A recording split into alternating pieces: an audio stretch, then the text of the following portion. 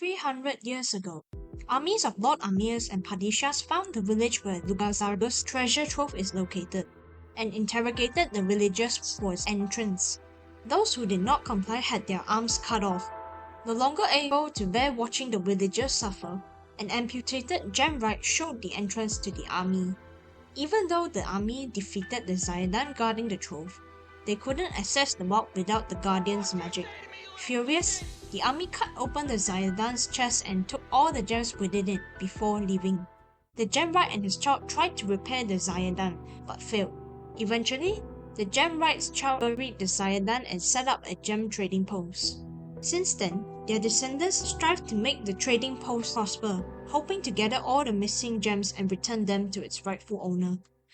That is, until some archaeologists dug up the mummy and displayed it at the Wajawandabat Museum.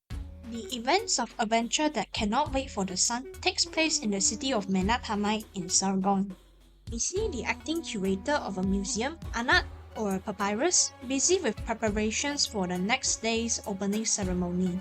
After scolding her colleagues for slacking off, she heads off to check on the mummy. Noticing that her messengers haven't brought Pepe to the museum, Majat Tiketi, we call her Titi, the deputy director of the museum, decides to find Pepe herself. After some time, Titi manages to find Pepe. The two then go to a bazaar selling all kinds of gemstones. Pepe shows and tells Titi about her findings in Arsalan, also known as RA2, a gem that's said to be a relic from Lugazardo's dynasty, and an ancient hologram left behind by the Shah. She claims that if she follows these clues, she could discover the treasures left behind by the Shah. She wants to prove herself worthy to be a historian to her family and the Shahanshah over her brother as soon as possible, because there's 2 months left before her brother departs for the City of Gold. Pepe plans to investigate the mummy at the museum. Hearing this, Titi decides to lend Pepe her pass and allows her to investigate the mummy at night. Meanwhile, Narantuya tails the two friends. She plans to kidnap Pepe, who is a Padishah's descendant, and use the ransom to pay off her debts. At night, Pepe sneaks into the museum to investigate the mummy, but couldn't find any clues. Remembering a poem she read, she tries to insert her gem into the mummy's chest, but nothing happens, and Pepe is unable to extract the gem. After nearly getting caught by a guard, she escapes through a window while the guard was distracted by a cloud beast named Mio, which belonged to Laswa, the gemstone trading overseer. The next day, Pepe requests Titi to create a distraction after the exhibition while she tries to retrieve the gem. At the same time, Narantuya describes her plan to 2 of her subordinates, Ayazi and Ayani. Create a distraction, knock Pepe out, and leave. Soon enough, the exhibition opens. Initially, Papyrus was delivering her speech pretty well despite her shy nature, but when a couple of distractions interrupted her speech, she got so nervous that she forgot her lines. The first gem represents life. Someone started to rub her ears, but it wasn't Titi. It was the mummy. Papyrus faints on the spot. This caused a lot of chaos within the crowd. Titi evacuates a tourist, while Pepe has to find a way to relocate Papyrus and the mummy somewhere else. Narantuya also carries out her plan in advance and orders her subordinates to keep track of Pepe's location. While inspecting the mummy, Pepe notices that it can mimic her actions, but has no consciousness. She then controls the mummy to carry Papyrus to the curator's office. Since Ayazi is nearby, she reports Pepe's location to Narantuya and waits on the spot to give her the pass that Pepe dropped. However, Ayazi bumps into Titi, and the latter tells her to lead the lost tourists out of the museum. Ayazi, having a terrible sense of direction, misleads them to the Northeastern tributary exhibit before running off. While all this is happening, a Minoan tourist, Aspasia, walks around the Minoan section.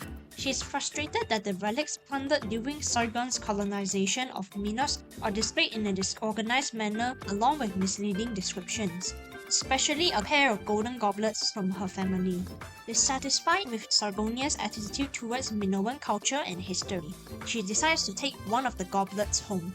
Just then, the same group of tourists entered the exhibition. Mistaking Aspasia as a museum employee, they urge her to bring them out of it. One of the tourists even suffers from a panic attack. Aspasia puts down the goblet, uses some smelling salts on the tourist, and carries the tourist while leading the crowd out of the museum. Switching to Narantuya, Ayase got lost on the way back, and time is running out. Without her pass, Narantuya decides to climb into the office through a window connecting to it. Not long after, Papyrus wakes up.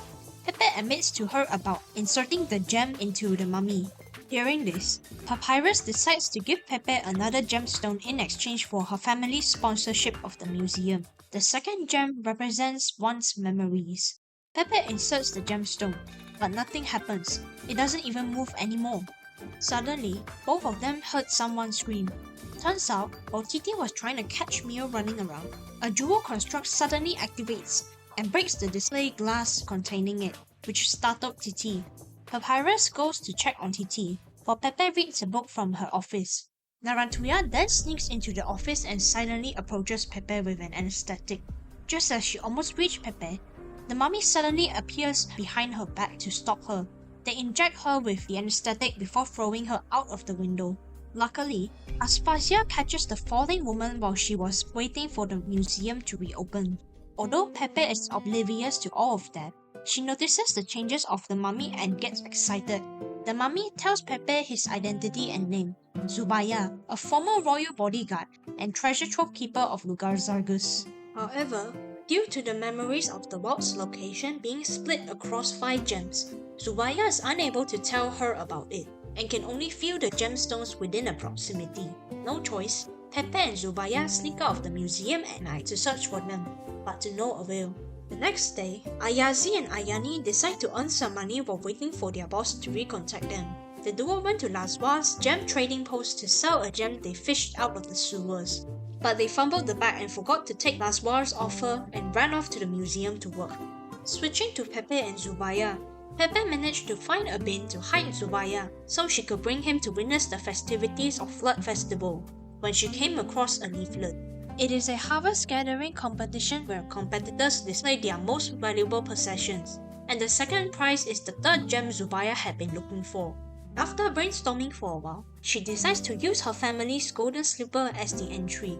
On the other hand, Narantuya wakes up in Aspasia's hotel room and thanks her, believing that Aspasia would be a competent subordinate. Narantuya invites Aspasia to work for her as gratitude, to which Aspasia accepts. While strolling around the streets, Aspasia notices the third prize from the same competition is her family's other goblet.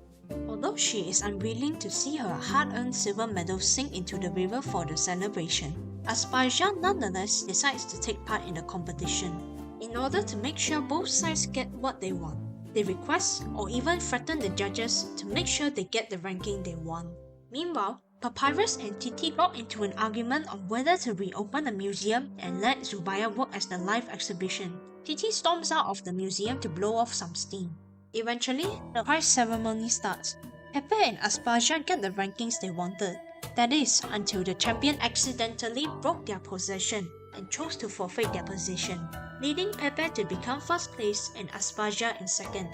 Knowing that Pepe needs the gem, Narantuya borrows the gem and sets up traps in the curator's office. Yet what they didn't expect is that Mio took the gem and passed it to Titi, who was on the way back. Titi then returns to the museum just as Pepe was debating whether to retrieve the gem in the office. They then insert the gemstone into Zubaya's chest. The next morning, Papyrus incorporates Titi's idea, and it was a huge success. However, it was so hard to enforce the rude tourists that Zubaya himself had to maintain order at times. Pepe also spread the word about finding the fourth gem, which attracted too many people outside the museum. Some nobles merely came here just to form a connection with Pepe. She feigns out of fatigue while she's halfway inspecting the gemstones. On the other side, Aspasia goes back to her room to tell Narantuya about some good news. Apparently, Aspasia managed to convince the third place winner to give her the goblet. However, when Aspasia reaches the door, she accidentally overheard Narantuya's plan of kidnapping Pepe. Aspasia enters the room. Both Aspasia and Narantuya know they aren't convincing anyone. So, Narantuya gives Aspasia her remaining gold as repayment, and Aspasia accepts. During night time, Zubaya tries to vent his experiences at the museum to Pepe, and asks her to take a walk with him in the city, but Pepe is too tired and rejects. The third gem represents one's personality. Longing to see the outside world, The usually calm and compromising Zubaya snaps and quarrels with Pepe. When Pepe went to sleep, he broke the window of their quarters and sneaked out. At the bridge, a distraught Narantuya mistakes a shadow for the river god and chases it. But all she met was a sad Zubaya by the river. Zubaya talks about his day, while Narantuya talks about her past. It is also revealed that Narantuya wasn't even in debt. She just felt that she owed her subordinates a comfortable and thrilling life. When Narantuya talks about her Knight's Moran descent, Zubaya is surprised and reveals himself to her. She got spooked at first, but they became partners the next day. It is also revealed that she didn't start her Kagan quest, which shocked Zubaya. Anyways, Narantuya was informed that the 4th gem is inside the gem trading post, so she came up with a plan. She decides to sell Zubaya in exchange for the gem.